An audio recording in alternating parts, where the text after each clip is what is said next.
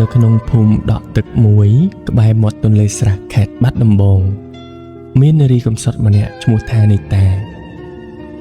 នាងរៀបការជាមួយបុរសម្នាក់ឈ្មោះថាសវណ្ណពេលដែលនាងរៀបការដំបូងគេរាប់អាននាងល្អខ្លាំងណាស់នីតាជាស្រីស្អាតដែលមានសក់វែងរលោងដូចជាសូត្រនាងចេះដាំស្លហើយក៏ចេះជួយការងារដាំដំណាំស្រូវស្រែផងដែរពេលដែលនាងពោពោះកូនដំបូងសវណ្ណពិតជាសប្បាយចិត្តខ្លាំងណាស់ហើយគាត់មើលថែនាងដូចជាមាសក្នុងហបអញ្ចឹងតែអ្នកភូមិបែរជានិយាយថាបុរសណាស្រឡាញ់ប្រពន្ធខ្លាំងពេកថ្ងៃក្រោយក៏អាចប្រែក្លាយជាស្អប់ខ្លាំងជាងនរណាទាំងអស់ដែររយៈពេលចេះតែកន្លងផុតទៅកូនរបស់នាងក៏បានសម្រាលមានអាយុ6ខែសវណ្ណក៏ចាប់បានផ្លាស់ប្ដូរគាត់បែរទៅជាលេងល្បែងស៊ីសងជួបមនុស្សអាក្រក់ហើយក៏ចាប់ផ្ដើមផឹកស៊ីផងដែរពីមួយថ្ងៃទៅមួយថ្ងៃសវណ្ណក៏ចាប់ផ្ដើមចេះដើរដាច់យប់ស្រវឹងជោគជាំថ្ងៃមួយនីតាកំពុងតែបំបៅដោះកូនឃើញប្តីដើរមកក៏សួរថាបងទៅណាក៏យូរម្ល៉េះខ្ញុំទុកបាយបងតាំងពីល្ងាចមកម្ល៉េះសវណ្ណក៏ស្រែកថាអញទៅណាមកណាត្រូវប្រាប់ឯងមែនបន្ទាប់ពីគាត់ស្រែករួចគាត់ក៏បានដើរទៅទាត់ឆ្នាំងបាយធ្វើឲ្យបាយក្រពុះពេញផ្ទះនីតាទប់ទឹកភ្នែកមិនរួចតែនាងនៅស្ងៀមព្រោះខ្លាចភ្ញាក់កូនរដូវវស្សាឈានចូលមកដល់សវណ្ណក៏កាន់តែអាក្រក់ឡើងគាត់លក់ដីស្រែឪពុកម្ដាយរបស់នាងចោលហើយគាត់ក៏យកលុយនោះទៅលេងល្បែងចាញ់អស់រលីងគ្មានសល់ពេលដែលនីតាទទូចសួរគាត់បែរជាប្រើហិង្សាហើយដាល់នាងរហូតបែកឈាមនៅចំពោះកូនតូចដែលកំពុងស្រែកយំរកម៉ាក់អ្នកជិតខាងឮសំឡេងក្មេងយំខ្លាំងក៏នាំគ្នាមកមើលតែគ្មាននរណាម្នាក់ហ៊ានចូលមកខាត់ទេព្រោះខ្លាចសវណ្ណដែលកំពុងវាយប្រពន្ធដូចវាយសត្វគោអញ្ចឹងនីតាយកស្លឹកចេកមកបិទមុខរបួសហើយប្រាប់អ្នកជិតខាងថាខ្ញុំដួលម្នាក់ឯងទេមិនអីទេតែបងស្រីនាងឈ្មោះស្រីពៅដឹងរឿងច្បាស់ណាស់តែងតែប្រាប់នាងថាឲ្យរត់ចេញក៏ប៉ុន្តែនីតាតែងតែតបថាឲ្យខ្ញុំរត់ទៅណាបងបើកូនខ្ញុំនៅតូចនឹងបើខ្ញុំរត់ទៅតើអ្នកណាចិញ្ចឹមកូន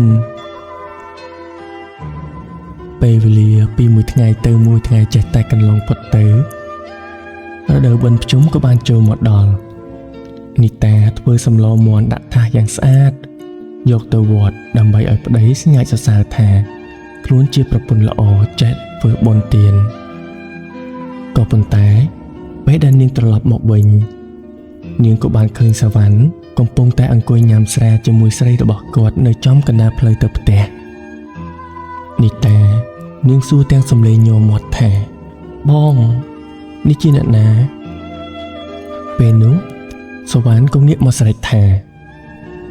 ឯងអត់ភ្នែកមើលទេនេះប្រពន្ធថ្មីអញឯងទៅណាទៅចេញផុតទៅបន្ទាប់ពីសវណ្ណបានស្រែកកំហុកដាក់នីតានាងក៏បានដួលសន្លប់តែនាងដួលសន្លប់មិនមែនដោយសារគេវាយនោះទេគឺដោយសារតែនាងឈឺចាប់ពេកឈឺចាប់ជាងគេវាយទៅទៀតយប់មួយភ្លៀងធ្លាក់យ៉ាងខ្លាំងទឹកទន្លេស្រះក៏ចាប់ផ្ដើមឡើងសវណ្ណក៏ស្រាប់តែបណ្ដេញនីតាចេញពីផ្ទះទាំងយប់ងងឹតទាំងភ្លៀងធ្លាក់ខ្លាំងដោយមិនឲ្យនាងយកអ្វីទៅជាមួយទាល់តែសោះសូម្បីតែកូនស្រីតូចរបស់នាងនីតាស្រែកយំទាំងភ្លៀងធ្លាក់ខ្លាំងបងសូមទុកកូនឲ្យខ្ញុំផង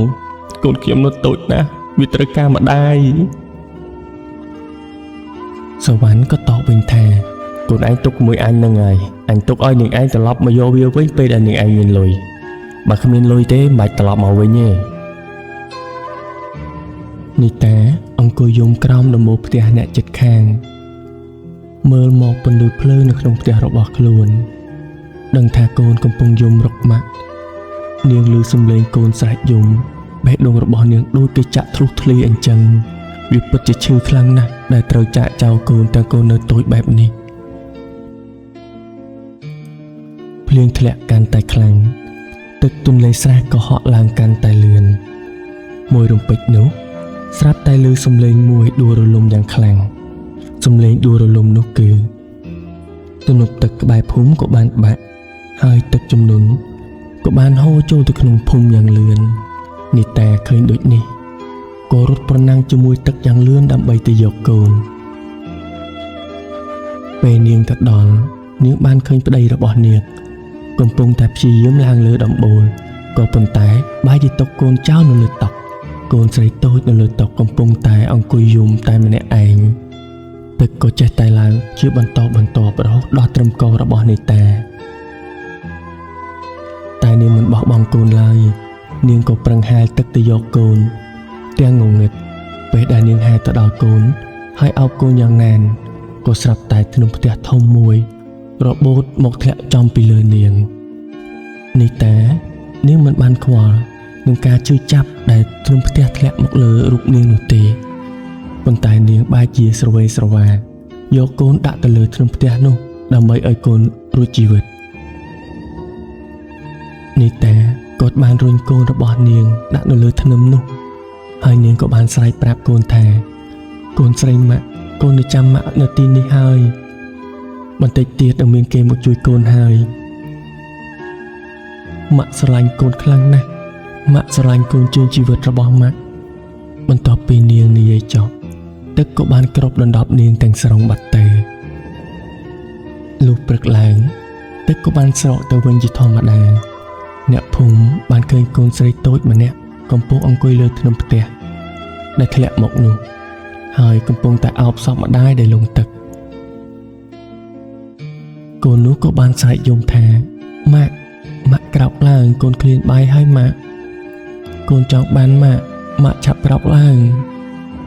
អ្នកភូមិដែលនៅក្នុងហេតុការណ៍នោះស្រក់ទឹកភ្នែកគ្រប់គ្នាពួកគេក៏ប្រមូលលុយគ្នាធ្វើបុណ្យឲ្យនីតាហើយអ្នកខ្លះក៏សុំយកកូនស្រីនាងធ្វើជាកូនចិញ្ចឹមចំណែកឯសវណ្ណវិញបន្ទាប់ពីធ្វើបុណ្យឲ្យនីតារួចគេសង្កេតឃើញគាត់រស់នៅតែម្នាក់ឯងឯកាអង្គុយផឹកស្រានៅក្បែរមាត់ទន្លេរាល់ថ្ងៃសម្លឹងមើលទឹកហូរដោយដៃមានការរំថតរបស់នីតាជាប់នឹងដៃជានិច្ចអ្នកខ្លះគេនិយាយថាពេលនេះសវណ្ណគាត់បានឆ្កួតទៅហើយអ្នកខ្លះទៀតថែមទាំងនិយាយថារាល់យប់ក្រោមពន្លឺព្រះច័ន្ទ